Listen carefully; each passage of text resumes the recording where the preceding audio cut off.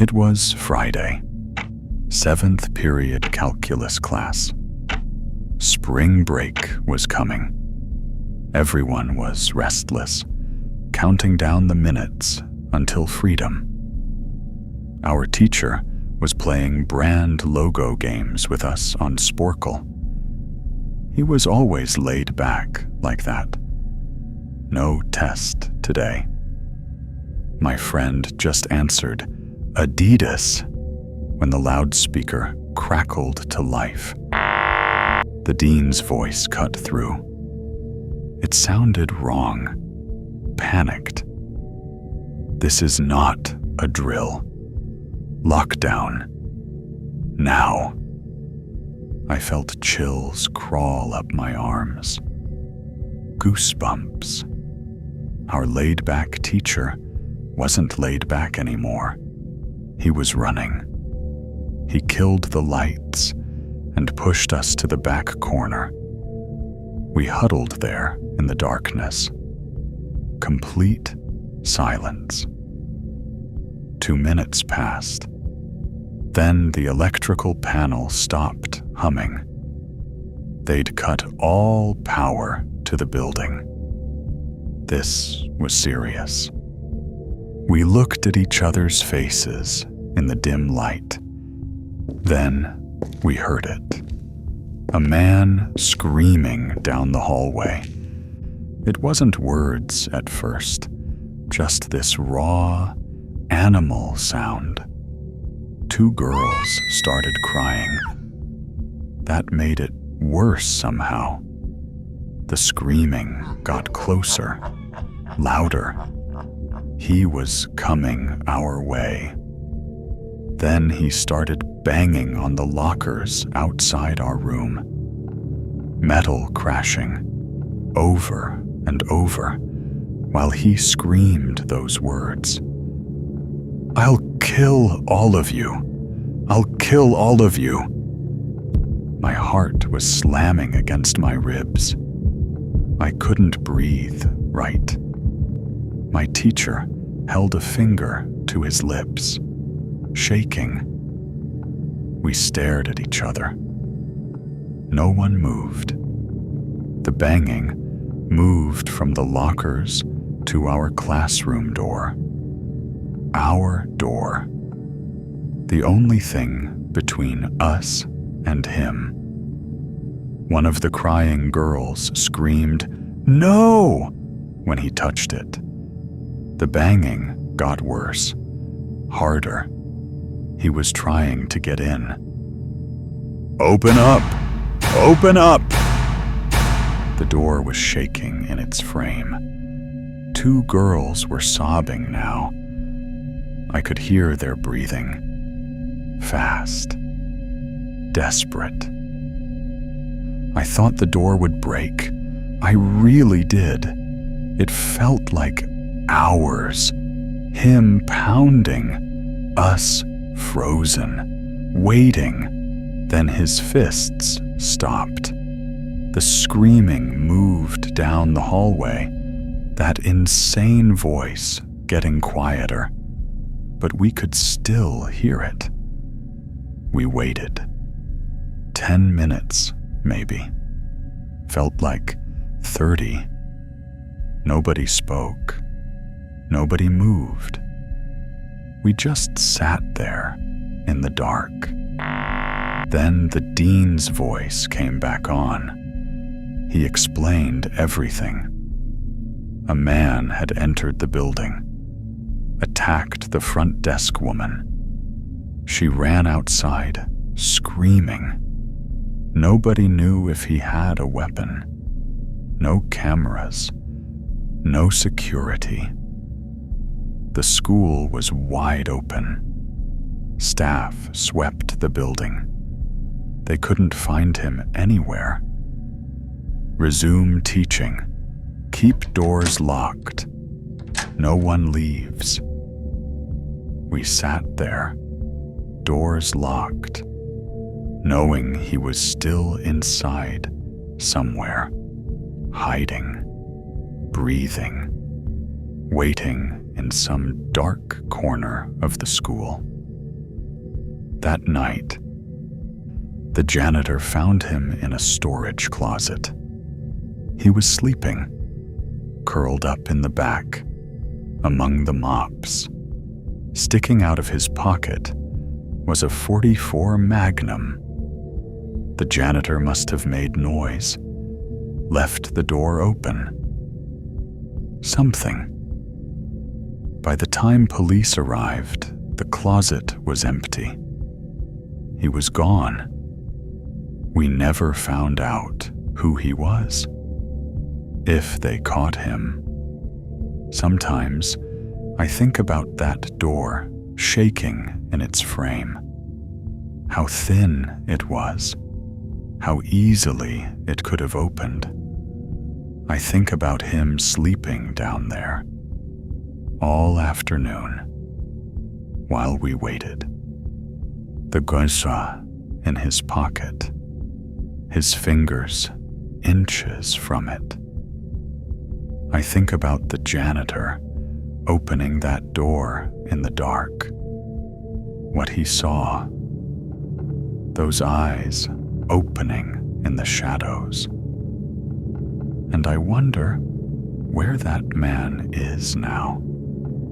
If he's still out there, if he ever thinks about that Friday, that door he couldn't open, the voices he heard on the other side, crying, breathing, waiting. I hope he got help. I really do. But sometimes, late at night, I'm not sure I believe that.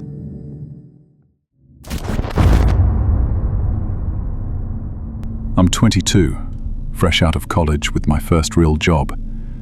Computer intern at my old high school, working in the basement. The basement is a mess, but our office down there is actually nice. 3 big desks, mini fridges, a flat-screen TV on the wall, and air conditioning. A luxury nobody else in the school has. My old computer teachers got me this job. They always liked me. I considered them friends, not just teachers. They helped me a lot. Everything was great until a few weeks ago. Until that day. Dave and Gary, my co-workers, weren't in the office that afternoon. They were upstairs doing paperwork or something. I was alone. I was eating my sandwich during lunch break. Just a normal Friday. Then my phone rang. The woman from the front office. Her voice was shaking. "We're on lockdown. Someone possibly armed entered the building." I felt my hands go cold. The sandwich tasted like cardboard suddenly. There wasn't much I could do. Our nice office had no door, just a big opening. And the basement door didn't even lock properly. For safety, I turned off all the lights in the office, shut down my computer screen. Everything went dark. I kept my phone on the desk, texting Dave and Gary. Neither one responded. The messages just sat there, delivered, unread. I sat in the darkness, playing games on my phone to stay calm. 20 minutes passed, waiting for the call to resume working. I had no idea what was happening upstairs. Couldn't hear anything. The basement was too deep, too isolated, too quiet. I wasn't allowed to make calls until the lockdown was officially over. Then I heard it. The basement door opening. That loud creak. The sound echoed across the entire basement and into my office. I sat up straight. Maybe it was Gary or Dave coming back. Someone was running down the stairs. Fast. Urgent footsteps approaching. I pushed my chair back and crawled under my desk. My heart was hammering. I tried to control my breathing. Somebody entered the office. They didn't turn on the lights, just silence, complete silence, standing there in the darkness with me. I can't describe the fear, like my entire body was freezing solid. If I made one sound, I knew I'd be dead. I knew it. Then my phone dinged, a text message. The sound was so loud. I felt everything inside me die at that moment. My teeth clenched. Footsteps moved closer, slow, deliberate, coming toward the desk. I couldn't take it anymore. I dove out from under the desk. "Please don't kill me! Please!" I was begging, hands up, shaking. Someone grabbed my arm and pulled me to my feet roughly. It was a guy in a red plaid shirt, jeans, and a reddish-black cap. "It's okay. I'm just hiding down here with you." His voice was calm. "What's going on up there?" I whispered. My throat was so dry. He kind of ignored my question. "Is there an exit down here?" "Yeah, around that way." I pointed toward the back of the basement. Before he could move, I asked, "Who are you?" There was this brief silence. Too long, too uncomfortable. I was picking up my son. A teacher told me to hide. His explanation sounded reasonable, but something felt wrong. I checked my phone, looked at the text that had dinged earlier. It was from Dave. "Dude, this is crazy. Guy with a gun shot Mr. Buckley." My blood went cold. I kept reading. "He's wearing a red shirt and hat. Whatever you do, don't come upstairs." The words blurred in my vision. I started to reread the text out loud without thinking. Then I stopped. I looked up slowly. The man was staring at me. He was wearing a red shirt and a hat. Red and black. My stomach dropped, fell through the floor, through the earth. The man caught my stare. He saw the recognition in my eyes. Everything in my body screamed, "Run. Just run. Don't think." I bolted for the stairs, didn't look back, just ran. A gunshot exploded through the basement, so loud it hurt my ears.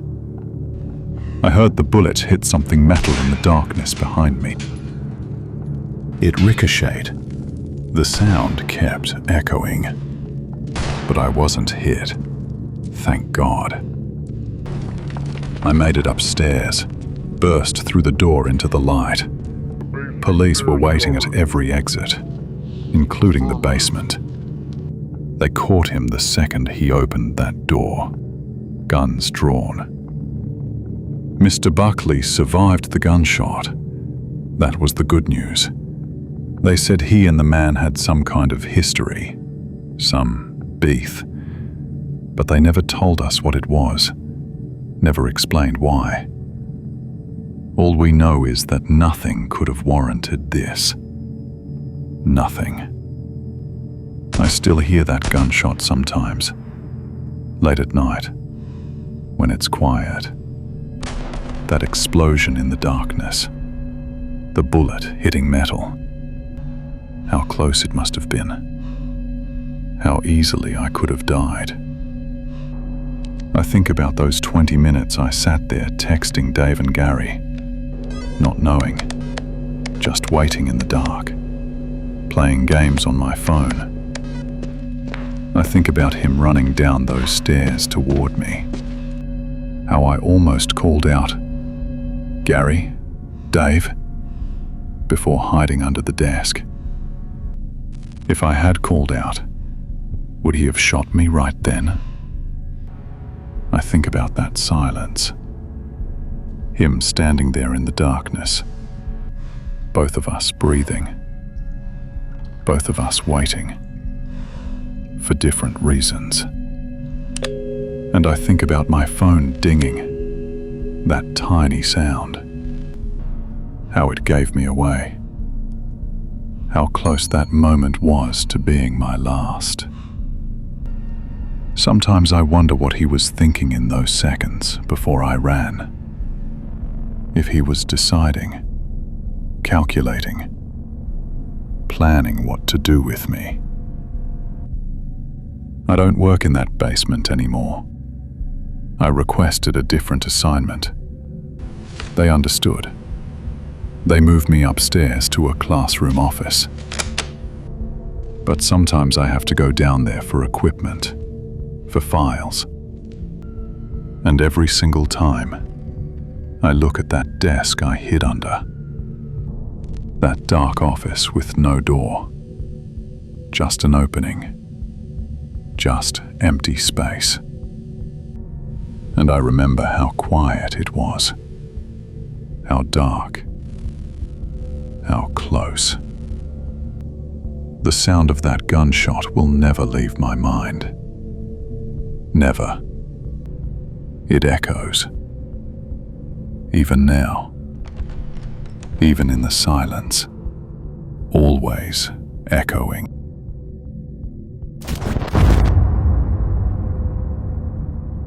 I'm a teacher at Riverside Elementary School in Ohio. October 15th started like any other Tuesday morning. 23 third graders sat at their desks coloring. At 10:47 a.m., the lockdown alarm went off. 3 short beeps. Not a drill. This was real. I locked the door and turned off the lights. The kids knew what to do. We practiced every month. They huddled silently in the corner away from windows. I could hear their breathing in the darkness. Some were crying softly. I put my finger to my lips. We waited. 5 minutes felt like 5 hours. Then I heard footsteps in the hallway outside, slow, methodical, stopping at each classroom door. My hand shook as I held my phone under my desk. The school emergency group chat was exploding with messages. Other teachers asking if anyone knew what was happening. No one from the office was responding to us. The footsteps stopped right outside my door. The handle turned slowly, testing if it was locked. I held my breath. My students stared at me wide-eyed. The handle stopped. The footsteps moved on to the next room.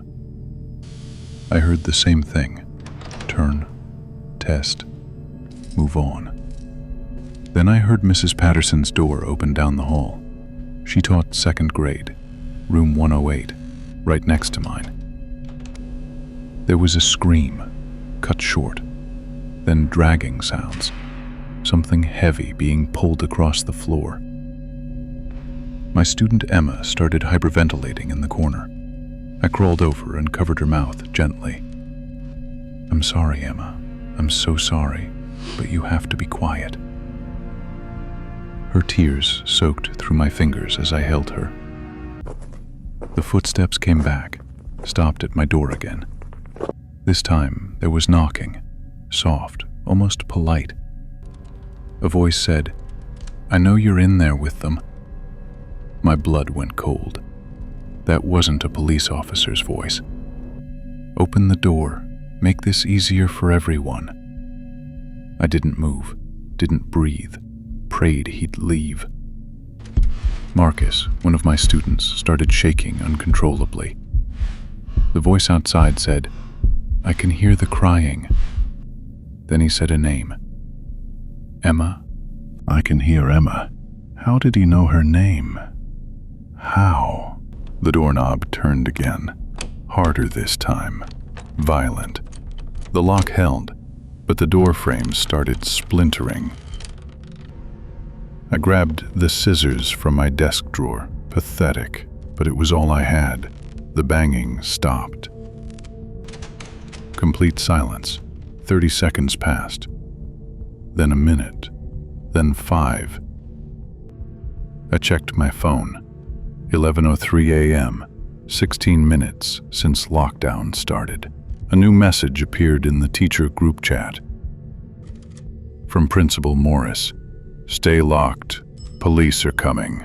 But something felt wrong about the message. Principal Morris always signed his messages. Always. This one didn't. Then another message. If you see anything, stay silent.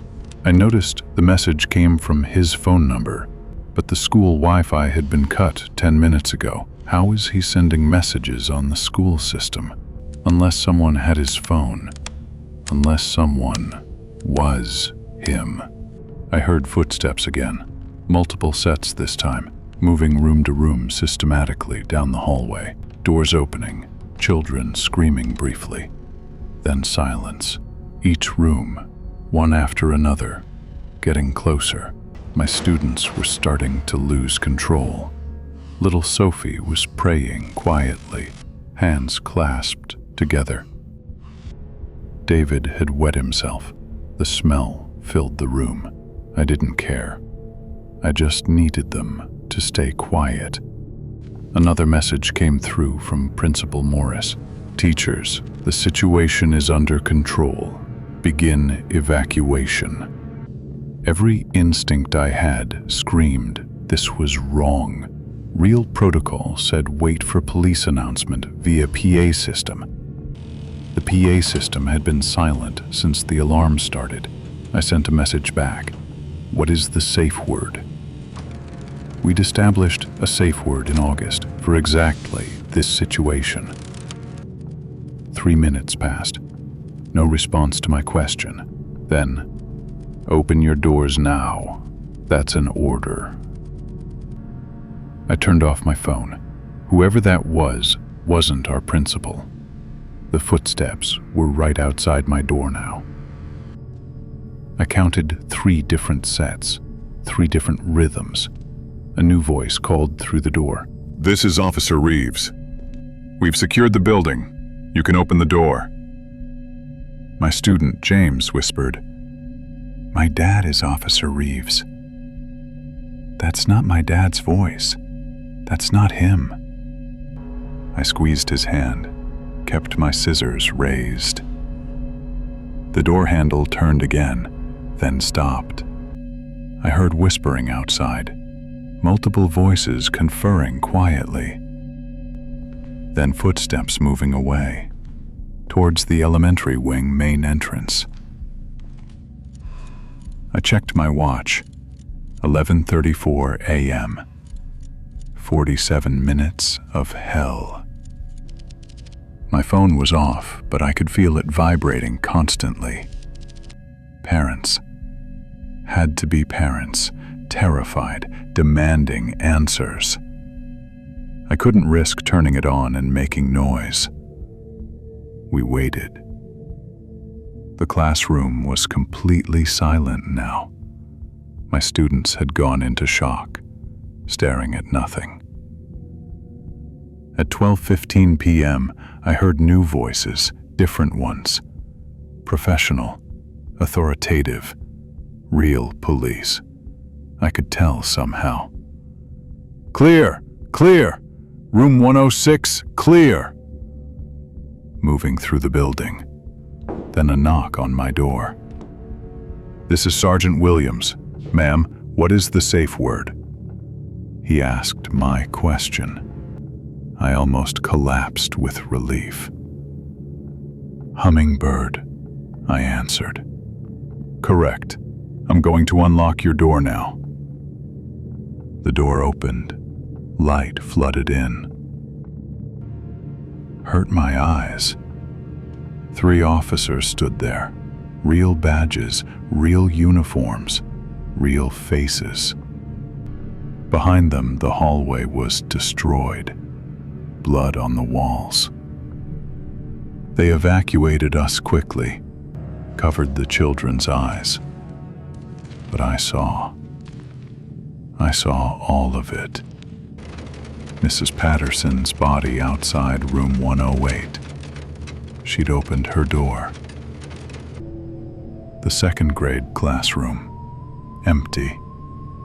12 children gone. Principal Morris slumped in his office, phone still in his hand. We were taken to the gymnasium at the high school. Parents were already there, screaming, crying, waiting. My students ran to their families. I stood there alone. A detective approached me hours later, asked questions. They'd found the 3 men 2 miles away in a van. The van had 12 children inside, drugged, alive.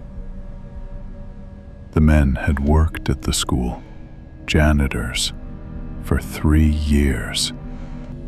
They knew the layout, knew the protocols, knew the safe word. Except they didn't know we'd changed it last month. Old safe word was cardinal. I would have opened my door. My students would have been in that van. The detective said I saved their lives by being paranoid. He said most teachers opened their doors to the fake messages. 12 children were taken. 8 teachers were killed. All because they trusted the messages from Principal Morris. I went home that night. Couldn't sleep. Couldn't eat. The next day, parents sent emails. Some thanking me, some blaming me for not opening the door sooner. Their children had nightmares now. Therapy. Fear. As if mine didn't. As if I didn't. The school reopened 3 weeks later. New security measures. But 7 families moved away. Couldn't stay. I still teach. Same classroom, same grade. But every time we do a lockdown drill now, I see the terror in their eyes. They remember. And every time my door handle moves during the day, my hand reaches for scissors that aren't there anymore. We weren't supposed to keep potential weapons after that day. So now I just have my hands and my locked door and the memory of those footsteps, testing every handle, hunting for children who trusted that school was safe. I look at my new students now, 24 this year, and I wonder if I could do it again. If I could keep them quiet, keep them alive. If I could tell the difference between real help and real danger. Because the scariest part wasn't the men or the violence. It was how easily evil walked through our halls pretending, wearing familiar faces, using trusted voices, knowing our names, and how close we all came to opening our doors, to trusting when we should have been afraid. Sometimes I still get text messages from unknown numbers. This is Principal Morris. Open the door. But Principal Morris has been dead for 8 months now. I delete them, lock my classroom door, and teach my students that sometimes the scariest monsters are the ones who know exactly how to make us trust them.